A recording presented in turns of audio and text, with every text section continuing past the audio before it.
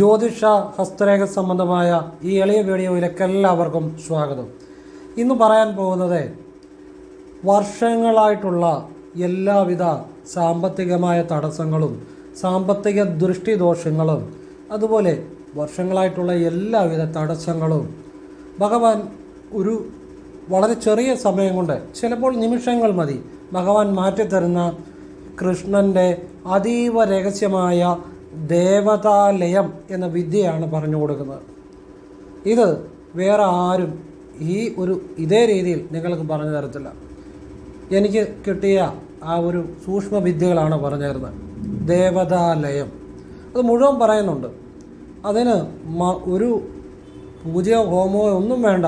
ഇതെല്ലാം ശ്വാസത്തിൽ ചെയ്യുന്ന, മനസ്സിൽ ചെയ്യുന്ന രഹസ്യവിദ്യകളാണ്. അതുകൊണ്ട് തന്നെ ഇത് ഏറ്റവും പവർഫുള്ളുമാണ്. അപ്പോൾ നിങ്ങൾക്ക് നിങ്ങളുടെ എന്ത് തടസ്സം ഉണ്ടെങ്കിലും ഭഗവാൻ കൃഷ്ണൻ മാറ്റിത്തരും. അതുപോലെ കാലാകാലങ്ങളായി ഏത് കുടുംബദോഷമുണ്ടെങ്കിലും ഭഗവാൻ മാറ്റാൻ ഒരു നിമിഷം മതി. കുചേലനെ കുബേരനാക്കിയത് ഒരു നിമിഷം കൊണ്ടാണ്. ഭഗവാൻ നിങ്ങളുടെ എല്ലാ കാര്യങ്ങളും തടസ്സങ്ങളും മാറ്റി കാലാകാലങ്ങളായിട്ട് നിങ്ങൾ അനുഭവിച്ചുകൊണ്ടിരിക്കുന്ന ഏതു തരം ദുരിതങ്ങളാണേലും ഒക്കെ ഭഗവാൻ മാറ്റിത്തരും. അതീവ രഹസ്യമായ ദേവതാലയം എന്ന ഒരു ഗുപ്തവിദ്യ എന്ന് വെച്ചാൽ രഹസ്യവിദ്യയാണ് ഞാൻ പറഞ്ഞു തരുന്നത്. 1 രൂപ ചിലവില്ലാതെ, ഇതെല്ലാം 1 രൂപ പോലും ചിലവില്ലാതെ ഇത് ചെയ്യാവുന്നതാണ്. ഇതിനു വേണ്ടി യാതൊന്നും വേണ്ട. ഈ പറഞ്ഞു തരുന്ന വിദ്യ ഗ്രഹിച്ചെടുത്താൽ മതി. ഞാൻ പറയുന്നത് ഗ്രഹിച്ചെടുക്കുക. നിങ്ങൾ ചെവി കൊണ്ട് കേട്ട് അത് മനനം ചെയ്തെടുക്കുക, ഗ്രഹിച്ചെടുക്കുക. അപ്പോഴത് വിശദമായിട്ട് ഞാൻ പറയുന്നുണ്ട്. മുഴുവൻ കാണാൻ ശ്രമിക്കുക, മുഴുവൻ കണ്ടിട്ട് ശരിയായിട്ട് ചെയ്യുക. ഇതെല്ലാവർക്കും, എത്ര പാപദോഷമുള്ളവനും എത്ര തടസ്സമുള്ളവർക്കും എത്ര ദുരിതമുള്ളവനും ആർക്കും പ്രയോജനം ചെയ്യുന്നതാണ്, ആർക്കും. അപ്പോൾ വിശദമായിട്ട് പറയുന്നുണ്ട്. വീഡിയോ കാണാൻ ശ്രമിക്കുക, മുഴുവൻ കണ്ടിട്ട് ചെയ്യുക. ഇനിയും ഞാൻ നേരിട്ട് കൺസൾട്ടിങ് ഇല്ല, വാട്സപ്പ് വഴി മാത്രമേ ഉള്ളൂ. ഫോൺ വിളിച്ചാലും കിട്ടത്തില്ല. ഗ്രഹനില, ഹസ്തരേഖ, സംഖ്യാജ്യോതിഷം ഇങ്ങനെയുള്ള കാര്യങ്ങളൊക്കെ വിശകലനം ചെയ്തുകൊണ്ടിരിക്കുകയായിരിക്കും. പിന്നെ ചെറിയ കുറച്ച് ആരോഗ്യ പ്രശ്നങ്ങളുണ്ട്. അപ്പോൾ അതുകൊണ്ട് ഞാനിപ്പം വളരെ അങ്ങനെ വർക്ക് എടുക്കുന്നില്ല. സാഹചര്യമാണ് പറഞ്ഞത്. വാട്സപ്പിൽ തന്നെ ഇട്ട് നോക്കാൻ കിടക്കുകയാണ് പലരുടെയും. നമുക്ക് ശാരീരികമായിട്ടൊരു സുഖമില്ല, ചിലപ്പോൾ നമുക്കത് ചെയ്യാനോ പറ്റത്തില്ല. അപ്പോൾ ഇന്ന് തന്നെ വീഡിയോ ഇടാൻ പറ്റുമെന്ന് എനിക്ക് വിചാരിച്ചതല്ല. ഞാൻ ഉച്ചയ്ക്ക് രാവിലെ ഇരുന്നിട്ട് എനിക്ക് ഓഫീസിൽ ഇരുന്നിട്ട് വർക്കൊന്നും ചെയ്യാൻ ഒരു ബുദ്ധിമുട്ടുണ്ടായിട്ട് ഞാൻ വീട്ടിൽ പോയിട്ട് പിന്നെ എന്തോ ഈശ്വരൻ്റെ ഒരു അനുഗ്രഹം കൊണ്ട് എനിക്ക് ഒരു ചെറിയ ആശ്വാസം തോന്നി. ഞാനത് വന്നു. ആരോഗ്യ പ്രശ്നങ്ങളൊന്നും വലിയ ഒരു കാര്യങ്ങളല്ല. ഈ കണ്ടിന്യൂസ് ആയിട്ട് വർക്ക് ചെയ്യുന്നതുകൊണ്ട് ഉള്ള ചില പ്രശ്നങ്ങൾ, നിരന്തരം വർക്കുകൾ കണ്ടിന്യൂസ് ആയിട്ട് ചെയ്യുന്നതുകൊണ്ടുള്ള ചില പ്രശ്നങ്ങൾ, അതാണ് ഉദ്ദേശിച്ചത്. അപ്പോൾ ഏതായാലും അപ്പോഴാണ് ഞാനൊരു അമ്മയുടെ മെസ്സേജ് കണ്ടത്. കൃഷ്ണൻ്റെ ഒരു രഹസ്യവിദ്യ പറഞ്ഞു തരാമെന്ന് പറഞ്ഞിട്ട് മോനെ അത് പറഞ്ഞു തന്നില്ലല്ലോ എന്ന്. അപ്പം പിന്നെ ഞാൻ ഉച്ച കഴിഞ്ഞ് പോകുന്നു, ഈ വീഡിയോ ഇട്ടേക്കാമെന്ന് വിചാരിച്ചു. ഇപ്പം കുഴപ്പമൊന്നുമില്ല. പക്ഷേ എങ്കിലും ഇടയ്ക്കിടയ്ക്ക് ചെറിയ ഒരു കണ്ടിന്യൂസ് ആയിട്ട് വർക്ക് ചെയ്യുന്നതുകൊണ്ടുള്ള പ്രശ്നമല്ല, അല്ലാതെ മറ്റു വലിയ പ്രശ്നങ്ങളല്ല. നിരന്തരമായിട്ട് ഈ വർക്ക് ചെയ്യുന്നതുകൊണ്ടുള്ള അത് എനിക്ക് വിശ്രമമില്ലല്ലോ, അങ്ങനെയുള്ള ചില വിഷയങ്ങളാണ് കേട്ടോ. അപ്പോൾ അതിനൊക്കെ ഇനി അടുത്ത ദിവസം ഒന്ന് ഡോക്ടറെ കാണാൻ പോകുന്നുണ്ട്. അതിന് ചില കാര്യങ്ങളൊക്കെ ഒരു ചെറു റെസ്റ്റും ഒക്കെ കൊടുക്കേണ്ടതായിട്ടുണ്ട്. എങ്കിലും ഇടയ്ക്കിടയ്ക്ക് കുറച്ച് ചെയ്യാൻ പറ്റുന്നത് ചെയ്യുക ഇടയ്ക്കകത്ത്. പിന്നെ വീഡിയോ എന്തായാലും ഇടണമെന്ന് വിചാരിക്കുന്നു. കാരണം വീഡിയോ പ്രതീക്ഷിച്ചിരിക്കുന്ന ഒരുപാട് ആളുകളുണ്ട്. ഒരുപാട് ആളുകൾക്ക് ജീവിതത്തിൽ ഇത് മാറ്റങ്ങൾ വരുത്തിയ കാര്യമാണ്. അപ്പോൾ ഞാൻ വിഷയത്തിലേക്ക് വരികയാണ്. ഒരു സാഹചര്യം പറഞ്ഞതേ ഉള്ളൂ. ചിലപ്പോൾ നിങ്ങൾ ഫോൺ വിളിച്ചാൽ ഫോൺ വിളിച്ചാലും എടുക്കത്തില്ല. ചിലപ്പോൾ 1-2 ദിവസം വീഡിയോ കണ്ടില്ലെങ്കിലും വയ്യാഴിയാണെന്ന് വിചാരിച്ചാൽ മതി. നമ്മൾ വീഡിയോ സ്ഥിരമായിട്ട് കാണുന്നവരുണ്ട്. അവരൊക്കെ ഇങ്ങനെ വാട്സപ്പിൽ മെസ്സേജ് ചെയ്തുകൊണ്ടിരിക്കും. ഈ വാട്സപ്പിൽ ഇട്ട മെസ്സേജ് കണ്ടില്ലെങ്കിലും എന്തെങ്കിലും വയ്യാഴിക ഉണ്ട്, അതുകൊണ്ട് എടുത്തില്ലെന്ന് വിചാരിച്ചാൽ മതി, പിന്നെ എടുത്തോളൂ കേട്ടോ. അതറിയിക്കാൻ വേണ്ടി പറഞ്ഞതാണ്. അപ്പോൾ ഇത് തന്നെ ഇങ്ങനെ ഒരു വീഡിയോ പറഞ്ഞെന്ന് കരുതി ഇത് എല്ലാവരും എൻ്റെ ഫോളോവേഴ്സ് അറിയത്തുമില്ല. കാരണം ഈ വീഡിയോ ചിലപ്പോൾ എല്ലാവരും കാണണമെന്നില്ലല്ലോ. എങ്കിലും ഞാനങ്ങ് പറഞ്ഞ ആണ്. അതീവ രഹസ്യമായ ദേവതാലയം എന്ന വിദ്യയാണ് പറഞ്ഞു തരാൻ പോകുന്നത്. ദേവതാലയം എന്ന് വെച്ചാൽ എന്നാ? ദേവതയിൽ ലയിക്കുക. ദേവതയിൽ എങ്ങനെയാണ് ലയിക്കാൻ പറ്റുന്നത്? എങ്ങനെയാണ് ദേവതയിൽ ലയിക്കാൻ പറ്റുന്നത്? അപ്പോൾ ദേവത എന്താണെന്ന് അറിയണം അല്ലേ? എങ്കിൽ മാത്രമേ ആ ദേവതയിൽ ലയിക്കാൻ പറ്റത്തുള്ളൂ. ആരാണ് ദേവത? ആരാണ് ദേവൻ? ഇത് കൃത്യമായിട്ട് അറിഞ്ഞാലേ ആ ലയം ഉണ്ടാകാൻ പറ്റത്തുള്ളൂ. ഇത് ഞാൻ പറഞ്ഞു തരുന്നത് ശ്രദ്ധിച്ച് കേൾക്കുക. കാരണം ഇതുപോലെ നിങ്ങൾക്കിത് ആരും പറഞ്ഞു തരത്തില്ല. ഇതറിഞ്ഞാൽ നിങ്ങൾ സമ്പൂർണ്ണനായി. കാരണം ഞാൻ ഈ ഭൂമിയിൽ നിന്ന് പോകുന്നതിന് മുമ്പ് എനിക്കറിയാവുന്ന സൂക്ഷ്മവിദ്യകളെല്ലാം നിങ്ങൾക്ക് പറഞ്ഞു തരുന്നുണ്ട്. ഞാൻ ഈ വിദ്യ പറഞ്ഞു തരാൻ വേണ്ടി ഇന്ന് ഇവിടെ ഇരിക്കുന്നത് ഒരു കാരണം അയ്യപ്പസ്വാമിയാണ്. ഞാൻ ചെറുപ്പത്തിൽ നല്ലതായിട്ട് സംസാരിക്കത്തില്ലായിരുന്നു. ഈ സംസാരിക്കാൻ പ്രശ്നമുള്ള വ്യക്തിയാണ്. അങ്ങനെ ശബരിമല നേർച്ച നേർന്ന് പോയ ശേഷമാണ് സംസാരിക്കാൻ തുടങ്ങിയത്. സംസാരിക്കുന്നതല്ല ഇതുപോലെ ഈശ്വരകാര്യങ്ങളുമായി. അത് ആ സ്വാമിയുടെ മഹത്വമാണ്. 2, ഞാനൊരു മഞ്ഞപ്പിത്തമൊക്കെ വന്ന് രണ്ടാമത്തെ പ്രാവശ്യം ഒരു വല്ലാത്തൊരു കൂടിയ സ്റ്റേജിലായിരുന്നു. ആദ്യം ഒരു പ്രാവശ്യം വന്നു, ഇംഗ്ലീഷ് മരുന്ന് കഴിച്ചു, അത് ചെറുപ്പത്തിൽ വന്നതാണ്. പിന്നെ ഒരു ഡിഗ്രിയൊക്കെ കഴിഞ്ഞ സമയത്ത് മഞ്ഞപ്പിത്തം വന്നു. അപ്പം രണ്ടാമത് കൂടി ഇംഗ്ലീഷ് മരുന്ന് ഉപയോഗിച്ചാലും പറ്റാത്തൊരു സ്റ്റേജിൽ വന്നായിരുന്നു. നന്നായിട്ട് കൂടിയായിരുന്നു. അപ്പോഴത്തേനും എനിക്ക് നമ്മുടെ തന്നെ ഒരു ബന്ധു ഒരു പച്ചമരുന്ന് കൊണ്ടു തന്നു. അത് സൂര്യോദയത്തിന് മുമ്പ് ഒരൊറ്റമൂലിയാണ്. വെളുപ്പിനെ കഴിക്കണം. കഴിച്ചു കഴിഞ്ഞാൽ അന്നേ ദിവസം പച്ചവെള്ളം പോലും കുടിക്കാൻ പറ്റത്തില്ല. മുമ്പിനീര് പോലും ഇറക്കാൻ പറ്റത്തില്ല. ഒരു ദിവസം മുഴുവൻ അങ്ങനെ കിടക്കണം. ഞാനൊരു ഡിസംബർ 25-ാം തീയതി രാവിലെ ഈ പച്ചമരുന്ന് കഴിച്ചിട്ട് ഞാൻ ഒരു ജലപാനം പോലും ഇല്ലാതെ, ഇത് കോളേജിൽ പഠിക്കുന്ന സമയത്താണ് കേട്ടോ, ഇങ്ങനെ കിടന്നു. പിറ്റേ ദിവസം മുതൽ ഒരു പഥ്യവും എന്തും ചെയ്യാം. അങ്ങനെ ജീവിതത്തിൽ തിരിച്ചു വന്നൊരു വ്യക്തിയാണ് ഞാൻ. അങ്ങനെ വന്നതിന് ശേഷമാണ് നിങ്ങൾക്കിതെല്ലാം പറയാൻ എനിക്ക് ഈശ്വര അവസരം തന്നത്. അല്ല ഇത് പറയാൻ ഞാനൊന്നും കാണത്തില്ല. അപ്പോൾ ഇതൊക്കെ ഒരു ഈശ്വരൻ്റെ അനുഗ്രഹമാണെന്ന് ഞാൻ വിചാരിക്കുന്നു. അതിനെല്ലാത്തിനും ഈശ്വരനോട് നന്ദി, ഒരുപാട് നന്ദി. അതുകൊണ്ടാണ് എനിക്കറിയാവുന്ന എല്ലാ കാര്യം ഞാൻ നിങ്ങൾക്ക് പറഞ്ഞു തരുന്നത്. അവിടെ ആ പച്ചമരുന്നിനകത്ത് ഒരു കാര്യം കൂടെ പറഞ്ഞൊരു വിഷയത്തിലേക്ക് വരാം. ആ പച്ചമരുന്ന് ഒരു ആളാണ് കൊടുക്കുന്നത്. അയാൾ വലിയ ഒരു സാമ്പത്തികമുള്ള വ്യക്തിയാണ്. പുള്ളി പൈസയ്ക്ക് വേണ്ടിയല്ല കൊടുക്കുന്നത്, പുള്ളി ഫ്രീ ആയിട്ടാണ് കൊടുക്കും. ഇപ്പോൾ ആ പുള്ളി ഇല്ല, മരിച്ചു. അപ്പോൾ അദ്ദേഹത്തിന് ഞാൻ പറഞ്ഞു കേട്ടിട്ടുള്ളതാണ്, ഈ പച്ചമരുന്ന് കൊണ്ടുവന്ന ഞങ്ങളുടെ ബന്ധു പറഞ്ഞതാണ് അതിൻ്റെ ചരിത്രം. അദ്ദേഹത്തിന് ഒരു ഭ്രാന്തനെ ആളുകളെല്ലാം കൂടെ കല്ലെറിഞ്ഞിട്ട് ഓടിച്ചപ്പം അദ്ദേഹം ഒരു പള്ളിയിൽ കയറ്റി ആ ഭ്രാന്തനെ സംരക്ഷിച്ച് രക്ഷപ്പെടുത്തിയപ്പോൾ ഭ്രാന്തൻ ആ വ്യക്തിയുടെ ചെവിയിൽ പറഞ്ഞു കൊടുത്ത മരുന്നാണ് ഞാൻ കഴിച്ച ആ മരുന്ന്, പച്ചമരുന്ന്. അദ്ദേഹം കൊടുത്ത എല്ലാവർക്കും ഫലിച്ചു. പക്ഷെ അദ്ദേഹത്തിൻ്റെ മകള് കൊടുത്ത ആർക്കും അത്ര ഫലപ്രദമായില്ല എന്നുള്ളതാണ് പിന്നീട് നമ്മുടെ ബന്ധു പറഞ്ഞത്. അല്ലെങ്കിൽ അദ്ദേഹം ജീവിച്ചിരുന്നപ്പോൾ തന്നെയാണ് എനിക്ക് ആ പച്ചമരുന്ന് കിട്ടിയത്. അത് ഞാൻ കഴിച്ചു. ഇന്ന് അത് കഴിച്ച് ജീവിച്ചിരിക്കുന്ന ഒരു വ്യക്തിയാണ് ഞാൻ. മഞ്ഞപ്പിത്തം അങ്ങനെ എനിക്ക് പൂർണ്ണമായിട്ടും മാറി. അങ്ങനെയുള്ളൊരു വ്യക്തിയാണ്. ഇത് കോളേജിൽ പഠിക്കുന്ന കാലത്താണ്. ഇതെല്ലാം ഒരു ഈശ്വരാധീനമുണ്ട്. നമുക്കറിയാവുന്ന കാര്യങ്ങളും അറിയാൻ വയ്യാത്ത കാര്യങ്ങളും ഒരുപാട് കാര്യങ്ങളുണ്ട്. നമുക്കറിയാവുന്ന കാര്യങ്ങൾ മാത്രമാണ് ശരിയെന്ന് വിചാരിക്കുന്ന ഏറ്റവും വലിയ അബദ്ധം. ഒരുപാട് കാര്യങ്ങളുണ്ട്.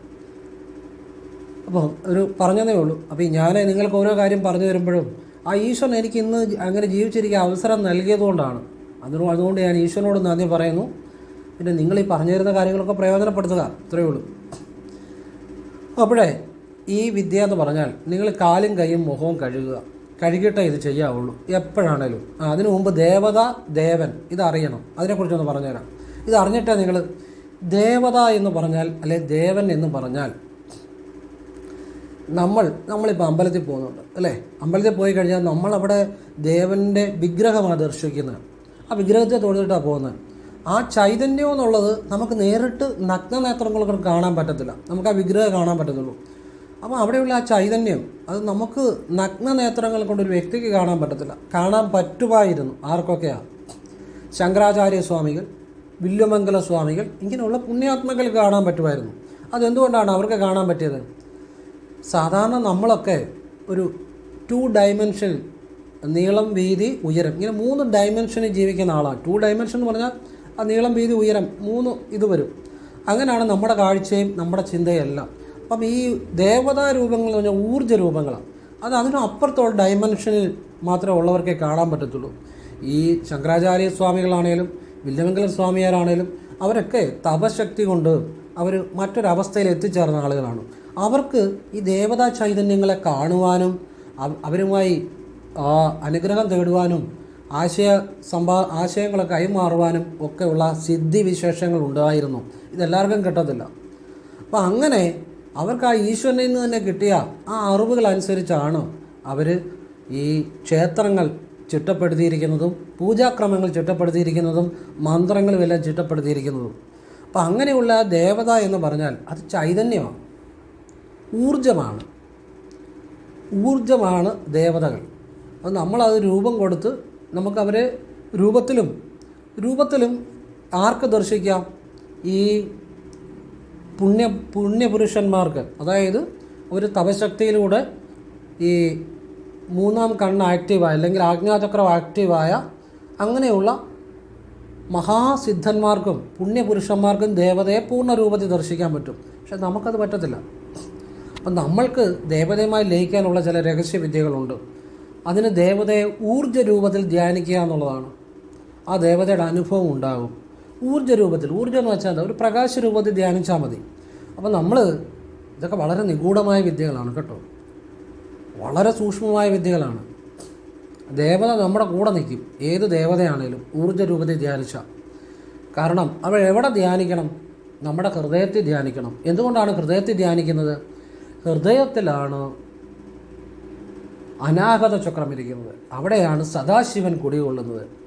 സദാശിവൻ എന്ന് പറഞ്ഞാൽ സ്ഫടിക തുല്യനും നിർമ്മലനും, ഏറ്റവും നിർമ്മലനാണ് സദാശിവൻ.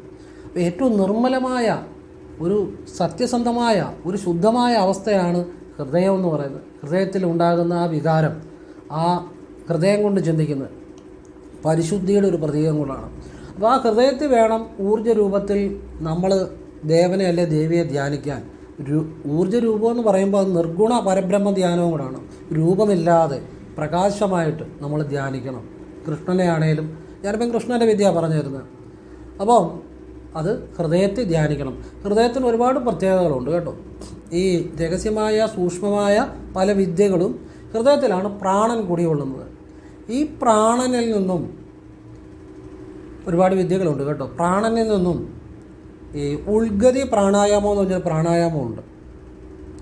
അത് ഹൃദയത്തിൽ നിന്ന് ഉള്ളിൽ നിന്ന് തന്നെ ശ്വാസം എടുത്ത് ആജ്ഞയിൽ കൊണ്ടുപോയി ചുഴറ്റി ആ ഈശ്വരനെ വിലയിക്കുന്ന ഒരു രീതിയാണ്. അതൊക്കെ ഗുരുവിൽ നിന്ന് മനസ്സിലാക്കേണ്ട കാര്യങ്ങളാണ്. ഞാനിവിടെ ജസ്റ്റ് അറിവിന് വേണ്ടി പറയുന്നതേ ഉള്ളൂ. അതൊന്നും നിങ്ങൾ ചെയ്യേണ്ട കാര്യമില്ല. ഇതൊക്കെ അറിവിന് വേണ്ടി പറയുന്നുള്ളൂ. അങ്ങനെ ഹൃദയത്തിൻ്റെ പ്രാധാന്യം പറഞ്ഞതേ ഉള്ളൂ. പിന്നെ നമ്മളിപ്പോൾ എത്ര വിദ്യാഭ്യാസമുള്ള ആളാണേലും നമ്മൾ ഞാനെന്ന് അഭിസംബോധന ചെയ്യുമ്പോൾ എപ്പോഴും ഹൃദയത്തിൽ തൊട്ടാണ് പറയുന്നത്, ഞാൻ, എൻ്റേത്. അല്ലാതെ എന്നാൽ പിന്നെ ഇങ്ങനെ പറയാൻ വയ്യ, ഞാൻ ഇങ്ങനെ പറയാത്ത എന്തുകൊണ്ടാണ്? പറയാൻ വയ്യ. ആരെങ്കിലും കയ്യെ പിടിക്കില്ലല്ലോ. ഞാൻ എന്ന് പറയാമല്ലോ. ഇങ്ങനെ തൊട്ട് ഞാൻ എന്തുകൊണ്ട് അങ്ങനെ പറയുന്നില്ല? ഞാനെന്ന് ഹൃദയത്തിൽ തൊട്ട് പറയുമ്പോഴാണ് ഞാനെന്നുള്ള ഒരു ഫീലിംഗ് ഉണ്ടാകുന്നത്.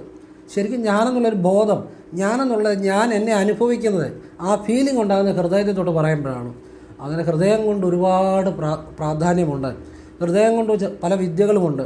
ക്രിയാകുണ്ടലിലെ പ്രാണായാമത്തിൽ തന്നെയും ഹൃദയം കൊണ്ട് ഒക്കെ ഒരുപാട് കാര്യങ്ങളുണ്ട്. അതൊക്കെ ഞാൻ നിങ്ങളോട് ഇപ്പോൾ അറിവിന് വേണ്ടി പറയുന്നതേ ഉള്ളൂ. ഞാൻ പറഞ്ഞു വരുന്നത് അതിൻ്റെ പ്രാധാന്യം പറഞ്ഞതേ ഉള്ളൂ. ഒരു കാര്യം മനസ്സിലാക്കുമ്പോൾ അല്പം കൂടുതൽ അറിയുന്ന നല്ലതാണ്. ഒരു കാര്യം നന്നായിട്ട് ചെയ്യാൻ അറിയേണ്ടതിലും കുറച്ച് കൂടുതൽ അറിയുവാണെങ്കിൽ ഒരു കാര്യം ഭംഗിയായിട്ട് ചെയ്യാൻ പറ്റും. അതിനല്പം കൂടുതൽ അറിവ് പറഞ്ഞു തരുന്നതേ ഉള്ളൂ. നിങ്ങൾ ചെയ്യാൻ പറഞ്ഞ് മാത്രം ചെയ്താൽ മതി. അറിവിന് വേണ്ടി പറയുന്നതാണ്. അപ്പോൾ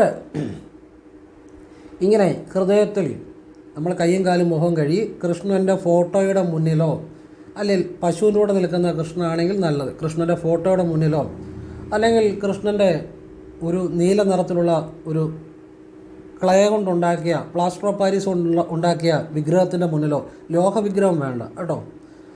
നിങ്ങൾ മുന്നിൽ നിന്നുകൊണ്ട് കയ്യും കാലും മുഖം കഴുകി ഓം കൃഷ്ണായ നമ എന്ന് വാ കൊണ്ട് ഒന്ന് ഉച്ചരിക്കുക. പറയുന്ന രീതിയിൽ ചെയ്യുക കേട്ടോ. പറയുന്നതിന് അപ്പുറം ഇപ്പുറം ചെയ്യരുത്. കാരണം ഒരാൾ പറഞ്ഞു തരുന്നു ഒരു ഗുരുസ്ഥാനത്ത് നിന്ന്, അതെന്താണോ അതാണ് ചെയ്യേണ്ടത്. അതിൽ സംശയം പാടില്ല. അത് വേണോ ഇത് വേണോ ഒന്നും അങ്ങനെയുള്ള ചിന്ത പാടില്ല. എന്താണോ അത് അനുഭവം ഉണ്ടായ കാര്യമാണ്, നമുക്ക് അങ്ങനെ കിട്ടിയ കാര്യമാണ്, അതുകൊണ്ട് അങ്ങനെ പറഞ്ഞു തരുന്നത്. പറഞ്ഞു മനസ്സിലായോ? അപ്പോൾ അതേ രീതി മനസ്സിലാക്കിയെടുക്കുക. ഓം കൃഷ്ണായ നമ എന്ന് വാ കൊണ്ട് ഉച്ചരിക്കണം.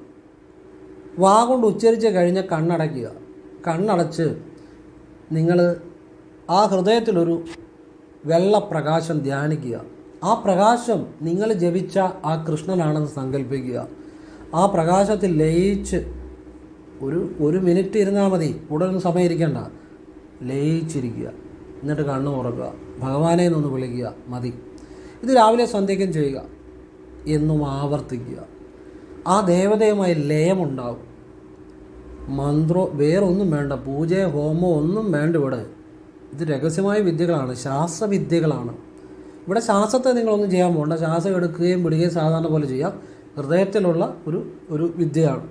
അപ്പം നിങ്ങളുടെ ഉള്ളിൽ ഉള്ള ഒരു ഊർജമായിട്ട്, ആ ഊർജ രൂപത്തിൽ ഒരു വെള്ളപ്രകാശം ധ്യാനിച്ച് അത് നിങ്ങൾ ജപിച്ച കൃഷ്ണനാണെന്ന് സങ്കല്പിക്കുക. എന്നിട്ട് അത് ലയിച്ചിരിക്കുക. എന്നിട്ട് 1 മിനിറ്റ് മതി, കൂടുതലൊന്നും വേണ്ട. അല്ലെ 1/2 മിനിറ്റ് മതി. നിങ്ങൾക്ക് കംഫർട്ടാകുന്ന ഒരു രീതിയിൽ കൂടിപ്പോയാൽ ഒരുപാട് നേരം ഇരിക്കണമെന്നില്ല. 1 മിനിറ്റോ വല്ലതും മതി, അല്ലെ 1/2 മിനിറ്റ് ആണെങ്കിലും മതി. നിങ്ങളുടെ സൗകര്യം പോലെ ചെയ്യുക. എന്നിട്ട് കണ്ണ് തുറക്കുക, ഭഗവാനെ എന്നൊന്ന് വിളിക്കുക. വേറൊന്നും വേണ്ട. കൃഷ്ണൻ നിങ്ങളുടെ കൂടെ കാണും. ചെയ്തു നോക്കി. ഭഗവാൻ നിങ്ങളുടെ കൂടെ കാണും. നിങ്ങളുടെ ഒരു ആഗ്രഹം പറഞ്ഞില്ലേ പോലും ഭഗവാൻ നിങ്ങളുടെ എല്ലാ കാര്യവും നടത്തിത്തരും. പിന്നെ ഭഗവാന് നിങ്ങളെക്കൊണ്ട് പറ്റുന്ന പോലെ വ്യാഴാഴ്ച, ഈ കഴിഞ്ഞ ദിവസം ഒരു ആൾ മെസ്സേജ് ഇട്ടായിരുന്നു, ഞാൻ പറഞ്ഞ കാര്യങ്ങൾ ചെയ്ത് അവർക്ക് ജോലി കിട്ടിയെന്ന് പറഞ്ഞു. അപ്പോൾ ഭഗവാൻ പെട്ടെന്ന് ഓർത്തപ്പോഴാണ്, വ്യാഴാഴ്ച ഭഗവാൻ ഇഷ്ടം പാൽപ്പായസമാണ്. പാൽപ്പായസം, പുരുഷ സൂക്താർച്ചന, ത്രിമധുര, ഇതൊക്കെ നിങ്ങളുടെ ഇഷ്ടം പോലെ ചെയ്യുക. എല്ലാം കൂടെ അല്ല, നിങ്ങളെക്കൊണ്ട് പറ്റുന്ന രീതി. 1-ാം തീയതി ഭഗവാനെ പോയി കാണുക, ഭഗവാന് എന്തോന്നിലും വഴിപാട് ചെയ്യുക. അതൊക്കെ നിങ്ങൾ ചെയ്തോണം. അത് അതിൻ്റെ ഒരു രീതിയാണ്. ഭഗവാൻ എല്ലാ കാര്യം നിങ്ങൾക്ക് സാധിച്ചു തരും. ഇതാണ് ദേവതാലയം. അപ്പം ദേവത ആരാന്ന് മനസ്സിലായി. ദേവതയെ നമ്മൾക്ക് ആ രൂപത്തിൽ കാണണമെന്നുണ്ടെങ്കിൽ നമ്മൾ നിൽക്കുന്ന തലത്തിൽ നിന്ന്, ബോധതലത്തിൽ നിന്ന് നമ്മൾ ആധ്യാത്മികമായി ഉയരണം. എങ്കിൽ അങ്ങനെയുള്ളവർക്കേ കാണാൻ പറ്റത്തുള്ളൂ. അത് 1000-ൽ ഒരാൾക്കോ 10,000-ൽ ഒരാൾക്കോ സാധിക്കുന്നതാണ്. അത് പുണ്യാത്മാക്കൾക്ക് മാത്രമേ സാധിക്കത്തുള്ളൂ. അപ്പോൾ നമുക്കെന്താ ചെയ്യാവുന്നത്? നമ്മൾ ആ ദേവതയെ ഒരു ഊർജ്ജമായി, ഒരു പ്രകാശമായി നമ്മുടെ ഉള്ളിൽ ഹൃദയത്തിൽ ധ്യാനിച്ച് അത് ലയിച്ചിരിക്കുന്നു. That's all. ലയമാണ്. ലയമെന്ന് വെച്ചാൽ എന്താണെന്നറിയാമോ? ഒരു പാത്രത്തിനകത്ത് നിങ്ങൾ അല്പം കല്ലുപ്പിട്ട് കഴിഞ്ഞാൽ ആ കല്ലുപ്പ് പാത്രത്തിലെ വെള്ളവുമായിട്ട് ലയിച്ച് വേർപെടുത്താനാകാത്ത രീതിയിൽ ലയിച്ചു ചേരുന്നതാണ് ലയം. വേർപെടുത്താനാകാത്ത രീതിയിൽ നിങ്ങളുടെ ഉള്ളിലെ ആ ചൈതന്യമായ കൃഷ്ണനിൽ ഒന്നാകുക. ഒന്നാകുമ്പോൾ ഉണ്ടാകുന്ന ഗുണം എന്നാണെന്നറിയാമോ? ഭഗവാന്റെ എല്ലാ ഗുണങ്ങളും നിങ്ങളിലേക്ക് വരും. ഈ എനർജി, ഫ്രീക്വൻസി, വൈബ്രേഷൻ എന്നൊരു സംഭവമുണ്ട്. അതായത് ഏത് എനർജിയാണോ നമ്മളിലേക്ക് വരുന്നത്, ആ എനർജിയുടെ എല്ലാ ഗുണങ്ങളും നമ്മളിൽ പ്രകടമാകും. കൃഷ്ണൻ്റെ ഗുണങ്ങൾ എന്നാ? വശ്യത, സമൃദ്ധി, ഐശ്വര്യം. ആ ഭഗവാൻ നമ്മളിൽ പ്രവർത്തിച്ചു തുടങ്ങും. അതാണ് അതിൻ്റെ രഹസ്യം. നമ്മളും ദേവതയുമായിട്ട് ഒന്നാകുക. അവിടെ ഇല്ലാതാകുകയാണ്. രണ്ടെന്ന ഭാവമില്ല അവിടെ അദ്വൈതമാണ്. ഭഗവാൻ മാത്രമേ ഉള്ളൂ. ഞാനില്ലാതാകുക, ലയിച്ച്. അത് ഏറ്റവും ടോപ്പായിട്ടുള്ളൊരു വിദ്യയാണ്. ഞാനിത് വളരെ ലളിതമായിട്ടും ഇങ്ങനെ ഇരുന്നൊക്കെ പറയുമ്പോൾ നിങ്ങൾക്ക് തോന്നും ഏറ്റവും ടോപ്പായിട്ടുള്ളൊരു വിദ്യയാണ്. സൂക്ഷ്മമായ വിദ്യയാണ്. അതുകൊണ്ടാണ് ഞാൻ തുടക്കത്തിലെ ഗുപ്തവിദ്യ എന്ന് പറഞ്ഞതിൻ്റെ കാര്യം. നല്ല വിദ്യയാണ്. ഇത് ഞാൻ എന്തുകൊണ്ട് പറഞ്ഞു തരുന്നു? എനിക്ക് ഭഗവാൻ ശിവൻ്റെ സ്വപ്നദർശനം ഉണ്ടായപ്പോൾ ഇത്തരം കാര്യങ്ങൾ, ക്ഷേത്ര ദർശനം, വഴിപാടുകൾ, ഇതുപോലെ ആത്മീയ വിദ്യകൾ, രഹസ്യവിദ്യകളൊക്കെ എല്ലാവർക്കും പറഞ്ഞു കൊടുക്കണം എന്ന് ഭഗവാന്റെ സ്വപ്നദർശനത്തെ അരുളപ്പാട് ഉണ്ടായതിന് പ്രകാരമാണ് ഞാൻ ഇതുപോലെയുള്ള നിഗൂഢമായ വിദ്യകൾ പറഞ്ഞു തരുന്നത്. ഭഗവാന്റെ അനുഭവം എനിക്ക് സ്വപ്നദർശനം അല്ലാതെ ക്ഷേത്രത്തിൽ വെച്ചും ഉണ്ടായിട്ടുണ്ട്. അപ്പോൾ ഞാൻ ക്രിയാകുണ്ടലി പ്രാണായാമം വിദ്യ സ്വീകരിച്ച ആളാണ്. ശിവവിദ്യ ചെയ്യുന്ന ആളാണ്. ഗോരക്കറ വിദ്യ, വല്ലാർ സ്വാമിയുടെ വിദ്യ, കാകാപുശുണ്ടൻ്റെ നിരവധി വിദ്യകൾ, സൂക്ഷ്മങ്ങളായ പല വിദ്യകൾ എന്ന് വേണ്ട ഒരുപാട് കാര്യങ്ങൾ ഗ്രഹിക്കാനും ഒക്കെ എനിക്ക് ഒരു ഭാഗ്യമുണ്ടായിട്ടുണ്ട്. ഞാൻ പറയുന്നതെല്ലാം സത്യസന്ധമായ, സനാതനം എന്ന് വെച്ചാൽ എന്നും നിലനിൽക്കുന്നത് അത് ഈശ്വരീയമായ കാര്യങ്ങളാണ്. അങ്ങനെ ഭഗവാന്റെ അനുഭവം എനിക്ക് ഒരുപാട് ഉണ്ടായിട്ടുണ്ട്. അങ്ങനെയുള്ള കാര്യങ്ങളാണ് നിങ്ങൾക്ക് പറഞ്ഞു തരുന്നത്. ഭഗവാന്റെ നിർദ്ദേശം അനുസരിച്ച് തന്നെ, സ്വപ്നദർശനത്തിലൂടെ ഭഗവാൻ നൽകിയ നിർദ്ദേശം അനുസരിച്ച് തന്നെ, സ്വപ്നദർശനമാണെങ്കിൽ പോലും എനിക്ക് അല്ലാതെ ക്ഷേത്രത്തിൽ ഇരുന്നപ്പോഴും ഭഗവാന്റെ അനുഭവം എനിക്ക് ഉണ്ടായിട്ടുണ്ട്. ഞാൻ ആ ശിവവിദ്യ ചെയ്യുന്ന ആളാണ്. അതുകൊണ്ട് തന്നെയാണ് നിങ്ങൾക്ക് ഭദ്രകാളി രഹസ്യം, ഭദ്രകാളിയെ വിളിക്കേണ്ട രീതി വിളിച്ചാൽ ഏത് കാര്യം സാധിച്ചെടുക്കാം. അത് ഈ ഹോമോ മന്ത്രക്കളോ ഒന്നുമല്ല, ശാസ്ത്രത്തിലുള്ള പരിപാടികളുണ്ട്. പക്ഷെ അതൊക്കെ നിങ്ങൾക്ക് ഞാൻ പറഞ്ഞു തന്നിട്ടുണ്ട്. പറഞ്ഞു തരാനുണ്ട്, ഇനി പറഞ്ഞു തരും. അതൊക്കെ കുളി കഴിഞ്ഞ് ഭദ്രകാളിയെ ഈറനോടെ വിളിക്കുക, ഭദ്രകാളിയെ കറുത്ത രൂപത്തിൽ ധ്യാനിക്കുക, ശിവനെ കറുത്ത രൂപത്തിൽ ധ്യാനിക്കുക, ഒന്നായിട്ട് ധ്യാനിക്കുക. ഒരുപാട് കാര്യങ്ങളുണ്ട്. അതൊക്കെ പലപ്പോഴായിട്ട് ഞാൻ പറഞ്ഞിട്ടുണ്ട്. ഇനി പറയാത്ത കാര്യങ്ങൾ പറയില്ല, നല്ല കാര്യങ്ങളാണ്, ഇതുപോലെയുള്ള നല്ല പ്രാർത്ഥനകളാണ്. ഒരിക്കലും തിരുവല്ലയിൽ എം എന്ന് പറഞ്ഞാൽ ഇപ്പം എല്ലാവർക്കും അറിയാമായിരിക്കുമെന്ന് എനിക്ക് തോന്നുന്നു. അതായത് ക്രിയാ ബാബാജിയെക്കുറിച്ച് യോഗാനന്ദ പരമഹംസരുടെ മഹാഗുരു യോഗാനന്ദ പരമഹംസരുടെ an autobiography of a yogi എന്ന അമേരിക്കയിൽ പോയി പുള്ളി എഴുതിയൊരു പുസ്തകമുണ്ട്. അപ്പോൾ അമേരിക്കക്കാരെ അറിഞ്ഞിട്ടാണ് പിന്നെ നമ്മൾ അറിയുന്നത്. അതായത് അത് വേറൊരു രഹസ്യം. അപ്പോൾ അത് അങ്ങനെയാണ് ക്രിയാ ബാബാജിയെക്കുറിച്ച് ലോകം അറിയുന്നത്. ഡെത്ത്ലെസ് യോഗി എന്നാണ്, മരണമില്ലാത്ത യോഗി. നെറ്റിലൊക്കെ സെർച്ച് ചെയ്താൽ കിട്ടി, ഇപ്പോൾ എല്ലാവർക്കും അറിയാം. അപ്പോൾ ആ കാര്യങ്ങളൊക്കെ എല്ലാവർക്കും ആ പരമ്പരയിൽ വിദ്യ സ്വീകരിച്ച ആളാണ് ശ്രീ എം. ഈ ആധുനിക കാലത്ത് അദ്ദേഹത്തെ അറിയാത്ത ആരുമില്ല. അപ്പോൾ അദ്ദേഹം ഒരിക്കൽ തിരുവല്ലയിൽ വന്നായിരുന്നു. തിരുവല്ലയിൽ വന്നപ്പം ഞാനന്ന് തിരുവല്ലയിൽ അക്കൗണ്ടൻ്റായിട്ട് ജോലി ചെയ്യുകയാണ്. അപ്പം ഞാൻ തിരുവല്ലയിൽ വന്നപ്പം ഇദ്ദേഹത്തെ കാണാൻ ഞാനും എൻ്റെ സുഹൃത്തായ ഒരു ആളും ഉണ്ടായിരുന്നു. ഞങ്ങൾ രണ്ടുപേരും കൂടെ പോയി. അപ്പോൾ ഞാനൊരു പ്രൈവറ്റ് സ്ഥാപനമായതുകൊണ്ട് എനിക്ക് അവധി കിട്ടത്തില്ല. ഞാൻ പറഞ്ഞു ഞാൻ ഏതായാലും അവധി എടുക്കുക, ജോലി പോകുന്ന പൊക്കോട്ടെന്ന് വിചാരിച്ചാൽ അങ്ങ് അവധി രണ്ടും കൽപ്പിച്ചെടുത്തു. അതിൽ അവധി തന്നു. ഇല്ലേലും എനിക്ക് ജോലി പോകുന്ന പൊക്കോട്ടെന്ന് വിചാരിച്ചു, എമ്മിനെ കാണാനുള്ള ഒരു ആഗ്രഹം കൊണ്ട്. അങ്ങനെ കാരണം എമ്മിൻ്റെ പുസ്തകങ്ങളൊക്കെ ഞാനൊന്ന് വായിച്ചിട്ടുണ്ട്, മിക്കവാറും എല്ലാവരും വായിച്ചിട്ടുണ്ടായിരിക്കും. അപ്പോൾ എനിക്ക് എമ്മിനെ ഞാൻ കാണുന്നതിന് മുമ്പ് തന്നെ ഞാൻ ക്രിയായോഗ സ്വീകരിച്ചിരുന്നു.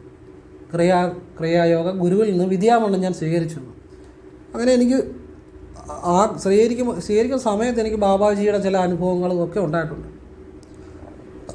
അതുകൊണ്ടാണ് എമ്മിനെ കാണണമെന്നുള്ളൊരു ആഗ്രഹം കൂടുതലായിട്ടുണ്ടായത്. അങ്ങനെ തിരുവല്ലയിൽ പോയി ഞങ്ങൾ എമ്മിനെ കണ്ടു. ഒരു വീട്ടിലാണ് ആദ്യം അദ്ദേഹം വന്നത്. അത് കഴിഞ്ഞ് അവിടെ ഒരു ഹാളിലേക്ക് വന്നു. അപ്പോൾ വീട്ടിൽ വന്നപ്പോൾ ഞങ്ങളെ വീട്ടിലേക്ക് പോയി. വീട്ടിൽ പോയപ്പോഴത്തേനും അവിടെ അകത്തോട്ട് ആരെയും കയറ്റി വിടത്തില്ല. അപ്പോൾ ഞാനും എൻ്റെ സുഹൃത്തൂടെ ഇടിച്ചു കയറി.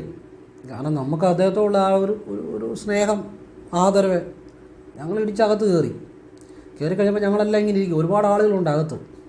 ഓരോരുത്തർക്കായിട്ട് അദ്ദേഹം ഇങ്ങനെ വിളിച്ച് ഓരോന്നൊക്കെ ചോദിക്കുന്നുണ്ട്.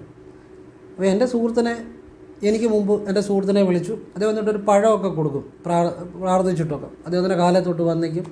അദ്ദേഹം ഒരു യോഗിയാണല്ലോ, ബാബാജിയെ നേരിട്ട് കണ്ട വ്യക്തിയാണ്, ക്രിയാ ബാബാജി. പക്ഷേ ഇദ്ദേഹത്തിൻ്റെ ഗുരു മഹേശ്വർനാഥ് എന്ന് പറഞ്ഞ ബാബാജിയാണ്. ആ മഹേശ്വർനാഥിൻ്റെ ഗുരുവാണ് ക്രിയാ ബാബാജി. അപ്പം എൻ്റെ ഊഴമായി. ഞാൻ അവിടെ ചെന്നു, അദ്ദേഹത്തെ വന്ദിച്ചു. അദ്ദേഹം എനിക്കൊരു പഴം തന്നു. ഞാൻ അദ്ദേഹത്തോട് 2 ചോദ്യങ്ങൾ ചോദിച്ചു. നമുക്കെന്തെങ്കിലും ചോദിക്കാം. ഒരിക്കലും ഞാൻ ചോദിക്കണമെന്ന് വിചാരിച്ച ചോദ്യമൊന്നും അല്ല ചോദിച്ചത്. ഞാനൊന്നും ചോദിക്കണമെന്ന് വിചാരിച്ചല്ല പോയത്. അപ്പോഴത്തെ ഒരു ജിജ്ഞാസ അല്ലെങ്കിൽ എന്തോ ഒരു പ്രേരണയായിരിക്കാം. ഞാൻ ചോദിച്ച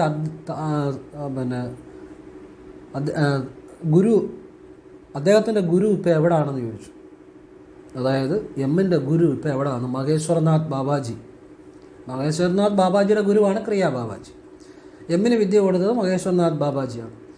ഉടനെ അദ്ദേഹം എന്നോട് പറഞ്ഞു, അദ്ദേഹം ഇതൊന്നും ഓർക്കുന്നുണ്ടാവുമെന്ന് എനിക്ക് അറിയത്തില്ല, കാരണം എത്രയോ വർഷങ്ങൾക്കും എത്രയോ ജനങ്ങളുടെ ഇടയിൽ നടന്നൊരു സംഭവമാണ്.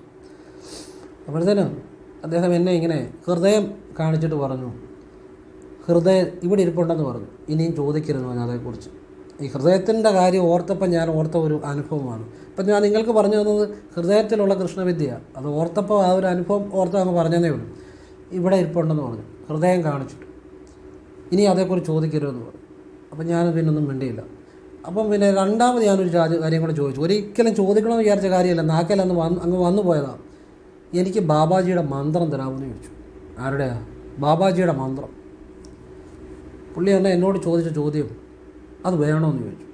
ഞാൻ പിന്നൊന്നും മിണ്ടിയില്ല. വേണമെന്ന് ചോദിച്ചപ്പോൾ പിന്നൊന്നും മിണ്ടിയില്ല. ഇനി ചോദിച്ചത് അത് ചോദിക്കേണ്ട, ഇനി വേണമെന്ന് ചോദിച്ചപ്പോൾ ഞാൻ മിണ്ടിയില്ല. പക്ഷേ ഞാൻ ക്രിയാകുണ്ടലി പ്രാണായാമം സ്വീകരിച്ചതാണ്. ബാബാജിയുടെ ഇതൊക്കെ എനിക്ക് കിട്ടിയിട്ടുണ്ട് വേറെ ഒരു ഗുരുവിൽ നിന്നും, ഒരു സന്യാസി വര്യനെ ആയിട്ടുള്ള അതുപോലെയുള്ള ഒരാളിൽ നിന്നാണ് ഞാൻ സ്വീകരിച്ചത്. എങ്കിലും എമ്മിനോട് ഞാനത് ചോദിച്ചു. എമ്മിനോട് ഞാൻ ചോദിച്ചു, ബാബാജിയുടെ മന്ത്രം എനിക്ക് തരാമെന്ന് ചോദിച്ചു. അപ്പം പുള്ളി ഇതുപോലെ ആദ്യം വേണമെന്ന് ചോദിച്ചു. ഞാനൊന്നും മിണ്ടിയില്ല. പിന്നെ എൻ്റെ ചെവി ഇങ്ങനെ പിടിച്ചിട്ട് ആ മന്ത്രം ഇപ്പോഴും എൻ്റെ കാതിൽ മുഴങ്ങുന്നുണ്ട്. എനിക്ക് പറഞ്ഞു തന്നു. ആദ്യമായിട്ട് കാണുന്ന ഒരു വ്യക്തി. ഇപ്പോഴദ്ദേഹം ഒന്നും ഓർക്കുന്നുണ്ടോ എന്ന് നമുക്കറിയില്ല. ഞാൻ പറയുന്നത് സത്യമായിട്ടുള്ള എൻ്റെ അനുഭവമാണ്. എൻ്റെ കൂടെ എൻ്റെ കൂട്ടുകാരനും എൻ്റെ തൊട്ട് പുറകിരിപ്പുണ്ട്. ഈ മന്ത്രം തരുമ്പം അദ്ദേഹവും സാക്ഷിയാണ്. അപ്പോൾ അദ്ദേഹത്തിനും ഭയങ്കര സന്തോഷമായിരുന്നു. ചെവി പിടിച്ചിട്ട് മന്ത്രം. ഇന്നും ആ മന്ത്രം എൻ്റെ കാതിലുണ്ട്. ആ ബാബാജിയുടെ മന്ത്രം എനിക്ക് പറഞ്ഞു തന്നു. ഒരു ദീക്ഷ പോലെ, അതായത് ദീക്ഷ കിട്ടിയവർക്കറിയാം. ദീക്ഷ എന്ന് പറഞ്ഞാൽ പല രീതികളുണ്ട്. ചിലർ നോക്കി ദീക്ഷ കൊടുക്കും, ചെവി മന്ത്രം പറഞ്ഞു കൊടുക്കും, പല രീതിയിൽ ദീക്ഷ കൊടുക്കാം. അപ്പം ആ ബാബാജിയുടെ മന്ത്രം എൻ്റെ ചെവി പറഞ്ഞു തന്ന് ചെവി പിടിച്ച് ആദ്യമായിട്ട് കാണുന്ന ഒരാൾ ഒരു 2-3 സെക്കൻഡ് അല്ലെ 10 സെക്കൻഡ് അല്ലെ 10 മിനിറ്റിനുള്ളിൽ സംസാരിക്കുന്ന ഒരാൾ ഒരു 10 കൊല്ലം കൂടെ നടന്ന മന്ത്രം കൊടുക്കത്തില്ല. 10 ജന്മം ചിലപ്പോൾ നടന്ന മന്ത്രം കൊടുക്കത്തില്ല. എന്തുകൊണ്ടായിരിക്കുമോ നിങ്ങൾ ചിന്തിച്ചു പോകുക. കാരണം ജന്മജന്മാന്തരങ്ങളായി ഞാൻ ആർജിച്ച എൻ്റെ ആത്മാവിലുള്ള ആ സംസ്കാരം, ഞാൻ ആർജിച്ച തപസ്സും, എൻ്റെ ആ ജന്മജന്മാന്തരങ്ങളിലൂടെ ഞാൻ ആർജിച്ച ശിവവിദ്യകളും, ആ ഞാൻ ധ്യാനിച്ച നിർഗുണ ബ്രഹ്മവും ഒക്കെ കൊണ്ടാണത് സെക്കൻഡിനുള്ളിൽ അത് സംഭവിച്ചത്. എനിക്കല്ലാതെ വിദ്യ കിട്ടിയിട്ടുണ്ട്, അല്ലാതെ ശിവാനുഭവം എനിക്കുണ്ടായിട്ടുണ്ട്. അതെല്ലാം നിങ്ങൾക്കറിയാവുന്നതാണ്, ഞാൻ പലപ്പോഴും പറയാറുള്ളത്. അപ്പോൾ അത് ഈ ഹൃദയത്തിൻ്റെ കാര്യം പറഞ്ഞപ്പോൾ ഞാൻ അദ്ദേഹത്തെ ഒന്ന് സ്മരിച്ചു, ആ നിമിഷങ്ങളെ സ്മരിച്ചു, ആ ദിവസത്തെ സ്മരിച്ചു. അപ്പോൾ ഒന്ന് പറഞ്ഞതേ ഉള്ളൂ, അതൊരു അനുഭവം പറഞ്ഞതേ ഉള്ളൂ. അങ്ങനെ ആ മന്ത്രം കിട്ടിയതാണ് എനിക്ക്. 1,00,000 പേര് വിചാരിച്ചാൽ ചിലപ്പോൾ കൊടുക്കണമെന്നില്ല. അത് അങ്ങനെ കൊടുക്കുന്ന കാര്യങ്ങളല്ല. അങ്ങനെ ആ മന്ത്രം ഇന്നും എൻ്റെ കാതിൽ ആ മന്ത്രം മുഴങ്ങുന്നുണ്ട്.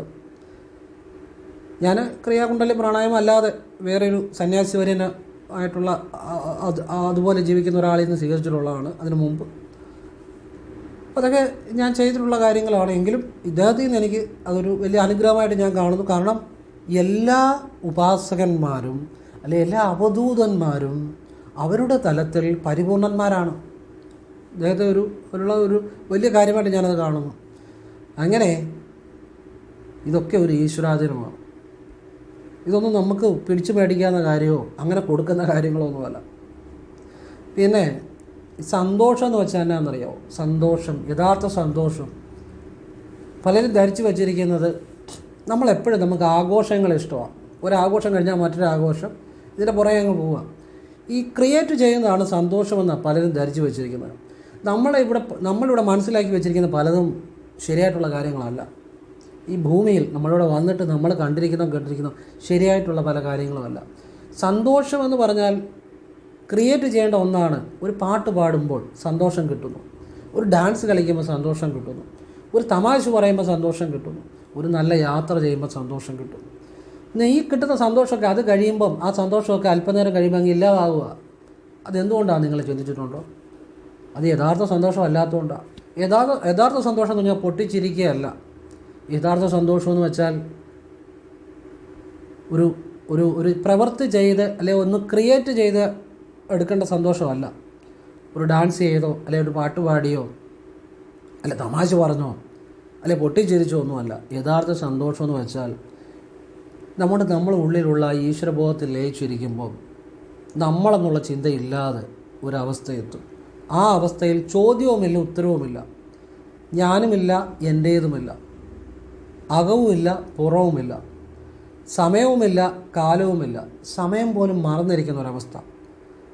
അവിടെ യാതൊരു ദുഃഖവുമില്ല, സന്തോഷവുമില്ല. അങ്ങനെ ഒരവസ്ഥയുണ്ട്. അതാണ് യഥാർത്ഥ സന്തോഷം. ആ സന്തോഷത്തെയാണ് രമണ മഹർഷിയും അതുപോലെയുള്ള മഹാസിദ്ധന്മാരും ഗോരക്കറും ശൈവസിദ്ധന്മാരും തിരുമൂലരും അഗസ്ത്യരും ഒക്കെ അനുഭവിച്ചത് ഈ സന്തോഷത്തെയാണ്. അതൊരിക്കലും നശിക്കുന്നതല്ല. ഇപ്പം നിങ്ങളുടെ സന്തോഷം എന്ന് പറഞ്ഞാൽ നിങ്ങൾ അനുഭവിക്കുന്ന സന്തോഷം വേറെ ആൾ വിചാരിച്ച ഇല്ലാതാക്കാം. നിങ്ങൾ അനുഭവിക്കുന്ന സന്തോഷം വേറെ ആൾ വിചാരിച്ചാൽ നിങ്ങളെ ഇപ്പം ഒന്ന് കളിയാക്കിയാൽ മതി, അല്ലെങ്കിൽ നിങ്ങളുടെ ഒരു കുറവെടുത്ത് പറഞ്ഞാൽ മതി, അല്ലെങ്കിൽ നിങ്ങൾ ചെയ്യുന്ന ഒരു പ്രവൃത്തിയെ തടസ്സപ്പെടുത്തിയാൽ മതി, നിങ്ങളുടെ സന്തോഷം ഇല്ലാതാക്കാം.